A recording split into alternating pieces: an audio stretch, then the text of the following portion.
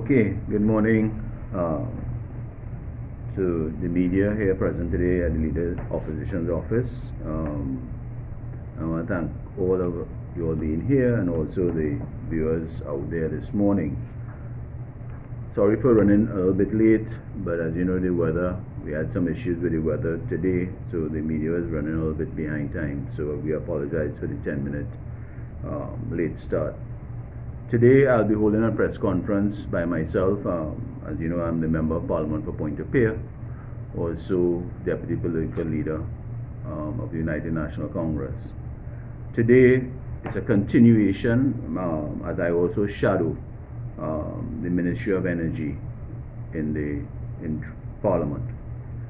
Today is a continuation from an article that was written a couple of weeks ago from one of the reporters in the media, and today again it's a continuation of NGC, National Gas Company, and what is really happening in that company over the last 5 to 6 years under the tenure of this PNM administration.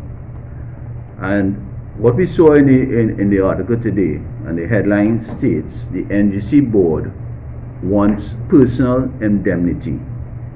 Company could lose hundreds of millions of dollars in an ill-fated LNG deal. Now that LNG deal that is mentioned here is about Atlantic Train 1. And there's a history with the Atlantic Train 1 that I will get to in a bit. But the critical point that we want to ask the Minister of Finance and the Minister of Energy, the new Minister of Energy, Minister Stuart Young, why would the NGC board wants to be indemnified from certain dealings that took place, or decision-making dealings that took place on that Atlantic Train 1 LNG deal? Now, back in July, you would have seen there was another article where over $200 million was spent on trying to keep Atlantic Train 1 alive by NGC, the National Gas Company.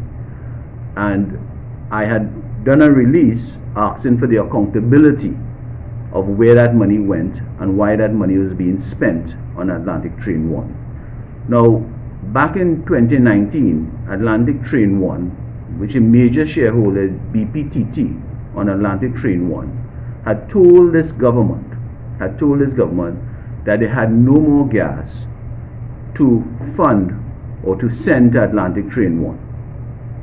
And they did not have the quantity of gas anymore. And during 2019, one would have recalled that a lot of those downstreamers in Point Lisas were also crying out and shutting down or even mothballing some of their plants due to a shortage of gas, or based on it, and also for the contracts that they were given were very onerous. So 2019, 2018, you started to see in the country, in the Point Lisas industrial estate, a lot of those downstream plants shutting down, whether temporary or permanent. And at the same time, you had Atlantic Train 1, where BPTT was telling the country and the government that we have no more gas to send to Atlantic Train 1. And when we had posed that question to the Minister of Finance or the Minister of Energy in the Parliament about the closure or the lack of gas of BPTT going to Train 1, they made light of it, and they made it into a joke that, why are we complaining? It's just it's just one Train 1 and we have 3 other trains. So today we ask the question again. We are asking the question. I'm asking the question. The opposition is asking the question: why would NGC, who is a small player in Atlantic Train 1, a shareholder, want to spend over $400 million in trying to keep Atlantic Train 1 alive when they were told that they had no gas? When they were told by BPTT there was no gas to send to Atlantic Train 1. Now the question was asked by the downstreamers back in 2020, when that decision was taken by NGC to keep Atlantic Train 1 alive and also to divert gas to Atlantic Train 1, there was a great concern by the downstreamers because there is a shortage of gas. And what was being said was that, or they felt, those downstream companies, they felt that the gas that they should be entitled to was going to be channel to Atlantic Train 1. Now, today we are asking more questions because NGC, which was our cash cow, which was our crown jewel for this country, has been making billions of dollars for the taxpayers and for the country, taxpayers and the government, whichever government was in power. It has now, if you want to remember, in 2020, the ending of 2020, the financial year, they recorded an over $2 billion loss. So, for the first time in the history of NGC, they recorded a loss, which was over $2 billion. Now, I want to get back to the story of indemnification. And the whole indemnification by the board is about the deal that was made and the transaction that was done to keep and spend money on Atlantic Train 1. And from what we have, the information we have, there's a CEO or president who is also on the board called Mark Lukwan. Now, when you look at Mr. Mark Lukwan's track record at NGC when he took over basically maybe four plus years ago, right? It has been dismal, it has been a failure in our view because NGC under his leadership has been declining rapidly year on year. And we also understand that Mr. Lukwan has the ear of certain cabinet ministers. So it is like someone put it to me today, he's running NGC like a bull in a china shop.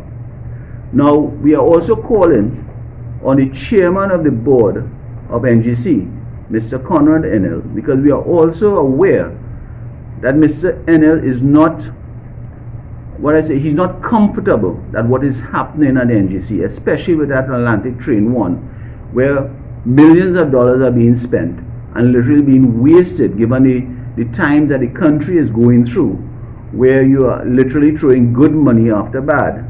So we are calling on Mr. Enel to be transparent and come good, because Mr. Enel is not a junior individual. He was a major player in the Manning administration. At one point in time, he served as Minister in the Ministry of Finance alongside Prime Minister Manning, and also he was also a past Minister of Energy. So he understands the corporate governance. He understands his role as a senior member in the society. So we have a concern that what is happening at NGC under the watch of Mr. Conrad Enel. And I know for a fact that he's not comfortable with what is happening there. So we call on him to come up with some answers. Now, what is really taking place at NGC? Now, we have some information, and I want to say we had brought out this information about indemnification that the board members wanted. In the middle of July, my colleague, Senator Julie John, had a press conference and would have brought that out. But so we are not surprised that it is now being highlighted by the media here today in a certain media forum. So because we have the information, and information is given to us, and we bring it out to the public, so that again, if you listen to the opposition, normally that the people send us information because they are not happy with what is going on in certain state companies. Now, Minister of Finance, Minister Imbert, is responsible for the state organizations as Corporation Sole. So when NGC and the directors would have asked for indemnification, now they did indemnification in two tranches. So they had spent a certain amount of money first, and they wanted to be indemnified by Corporation Sole / Minister of Finance, and he gave approval for indemnification from what we have seen in the media. And they have now come back to him and asking for a second indemnification because they have a further set of money to spend, a further, million dollars. So, and they are asking for this indemnification again. And the question has to ask, are other state organizations and other board members who sit on boards on behalf of the government, are they also asking for indemnification from certain transactions that would have taken place under their watch? That is one question I would like the Minister of Finance to come out and tell the country.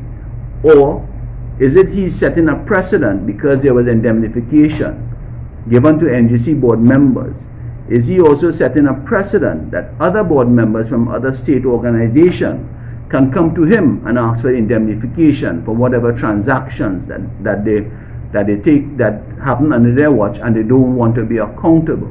Now, this whole issue at NGC smells like another Malcolm Jones 2.0 or part 2.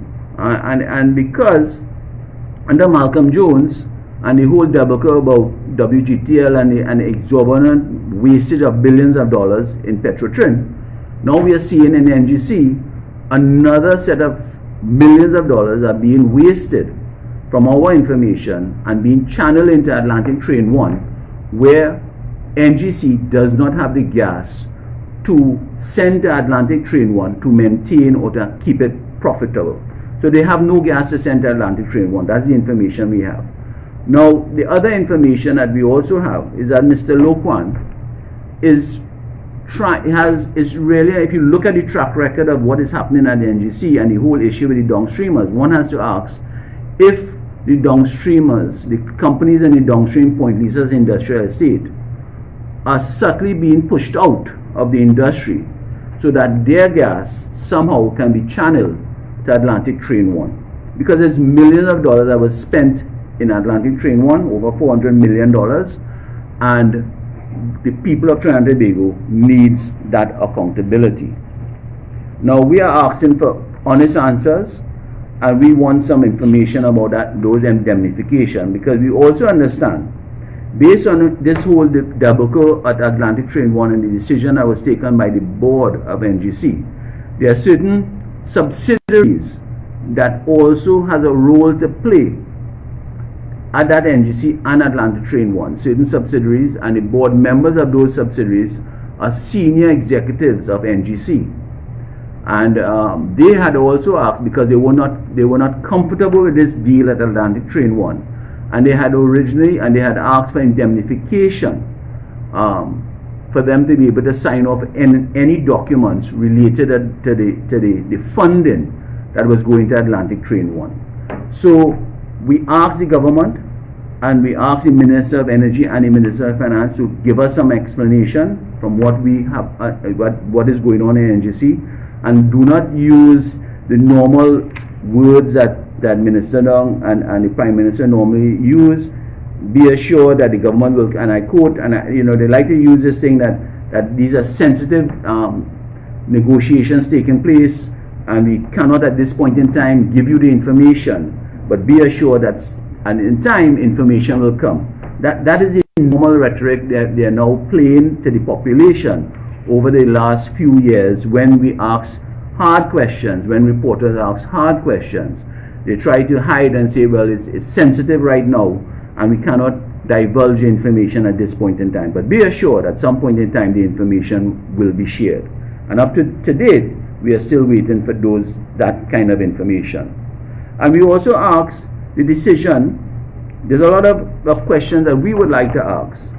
I'm sure also the reporters, what economic decision was taken to get into Atlantic to send to spend over $400 million in Atlantic Train 1? Because we also understand that Mr. Lo Quan, Mark Lo Quan, is running the board. He sits on the board now, and the company doesn't really have a strategic plan. They don't have a vision. They're really running it by VAPs, and we are talking about a $1 billion organization that has been a crown jewel for this country for the past years, and in 2020 you now have a $2 billion loss. We also understand that Mr. Lo Quan, information we have, he's the only one who has oversight of something called a corporate communication budget fund. A corporate communication budget fund that is somewhere between $50 to $100 million. And we also understand that the board members have been asking Mr. Lo Quan to give an account of how this money is being spent. And they are yet to really get any information how this corporate communication budget fund is being spent. And the only person that has oversight of this is Mr. Mark Lo Quan, who is the president of NGC. And we also understand that Mr. Lo Quan contract was renewed recently for another term, and some board members previously had issues even with Mr. Lo Kuan's performance, and we understand that his contract was not even brought to the entire board to be approved.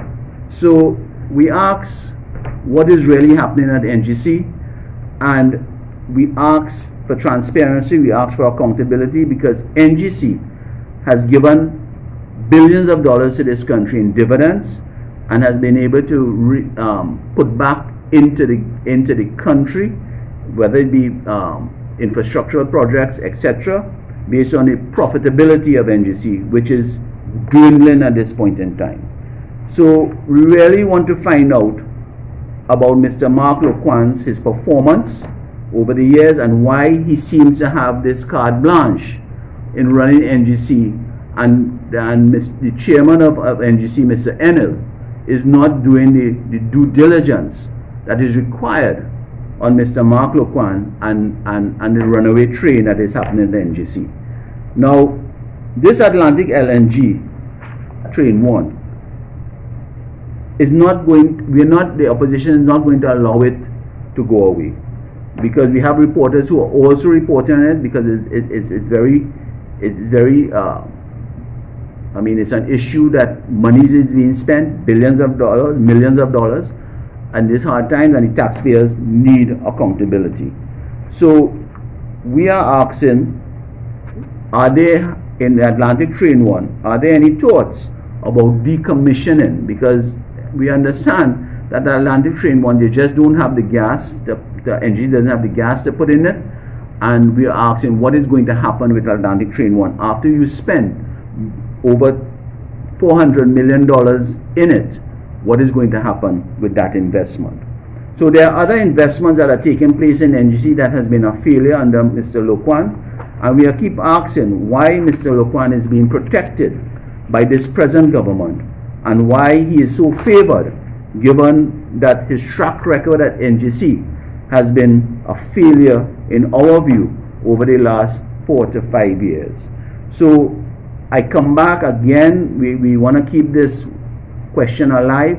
Why are the board members asking to be indemnified from this failure at Atlantic Train 1 and the money that was spent?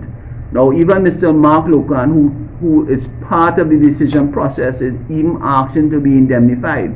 So when you ask for indemnification, you are not comfortable with what is taking place with the decision-making process at NGC. So you are asking the board members and the staff who sits on boards and subsidiary boards are asking to be indemnified because they are not comfortable, and they feel that their personal liabilities, they could be held personally liable in future dates to come, future years to come, based on some of the bad decisions that are taking place at NGC at this point in time. And when you look back, before I end, when you look back of what has taken place in the Point Lisa's industrial estate and our energy sector, it really, one has to ask why we had so much issues with the downstreamers, with the issue of contract pricing, and later on we could talk about contract pricing, and I have information about that entire contract pricing that has taken place over the years, that has really driven a lot of the downstreamers to either mothball their plants, or even downsize, or even shut down temporarily, and so forth. And we have seen some are shut down permanently. And I also want to put it on record here. There's a plant called Tringen, that what we are told, and I want to put that marker, that Tringen company, I want to put that marker, that Mr. Lo Kuan, has an issue with Tringen, and I will just leave it at there at this point in time. And also I understand there are some big negotiations taking place with Yara at this point in time. So we will leave it at that point in time in there. So we ask the question, let the Minister of Finance come and explain to the country about this entire indemnification issue that the board members of NGC want, And we also want to know really and truly what is taking place at this National Gas Company. And I hope, the opposition is hoping that National Gas Company does not become another Petrotrin under the hands of this present PNM administration. So it is time that we stop and account, and the government needs to account to the people of what is taking place in our energy sector, especially at NGC. And I am open for questions at this point in time to the media that are presently here this morning. Why do you think the board would want indemnity? Well, that's a good question. Why would the board want indemnity? The board, in our view, that the board would want indemnity is because they are not comfortable with the decisions that are taking place at a board level or even at a managerial level. And they have some concerns about it, and maybe they cannot vocally come out and say it, so that when they ask for indemnification, it protects them from any liable suits that can take place, because this indemnification is that what they're asking for is for the government to indemnify them, so that the responsibility now comes on the government if something was to happen and some other administration was formed and they found that some reckless decisions were taking place. So it is the government they are asking to indemnify them. So basically, if that happens, which we see it has happened, really and truly, what you are now saying is that you can go and make decisions, and the government will bail you out, and that has never happened before. That's why you see with the Malcolm Jones that the PP government took Malcolm Jones to court because of the wastage of billions of dollars that happened in WGTL in Petrotrin. And by this indemnification, if one was to do a forensic audit on the decision making process and they found that it was reckless, and advice was being given to the hierarchy not to go down that road of spending millions of dollars in Atlantic Train 1, and the decision was still taken. That is why we feel, that is why certain people are asking for this indemnification. Okay, and can you say how much money was spent on the NGC on its turnaround? Well, the numbers are right now between 200 million to 400 million, and and still maybe counting. I have a question here from Mr. Curtis Williams from Guardian Media. Is it time for Mr. Lokwan to go in the eyes of the opposition UNC?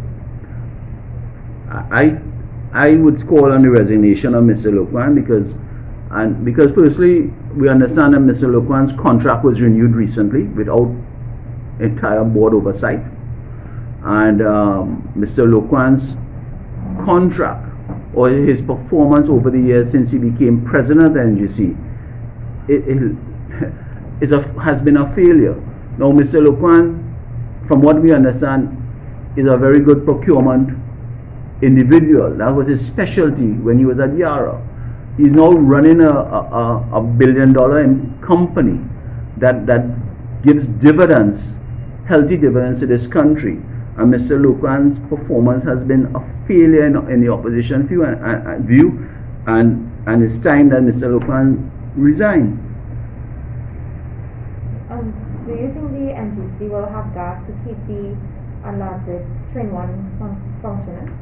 Well, the gas issue with Atlantic Train 1, where BPTT is a major shareholder, said that they do not have gas to send to Train 1 anymore.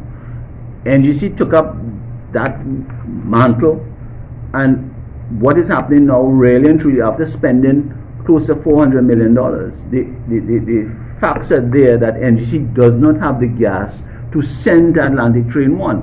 So the question we are asking is Atlantic Train 1 from NGC to send gas to Atlantic Train 1, are they going to shut down and make contracts so onerous with the downstreamers that they close up shop, and then they get this gas to send to Atlantic Train 1, which is not financially feasible because the country has always depended on the downstreamers.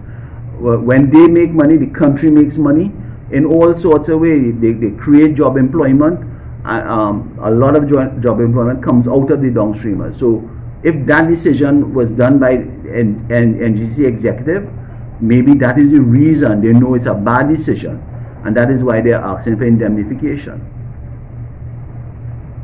Thank you very much. Okay, thank you. No more questions.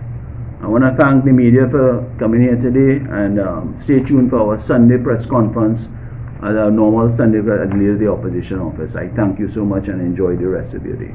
Thank you.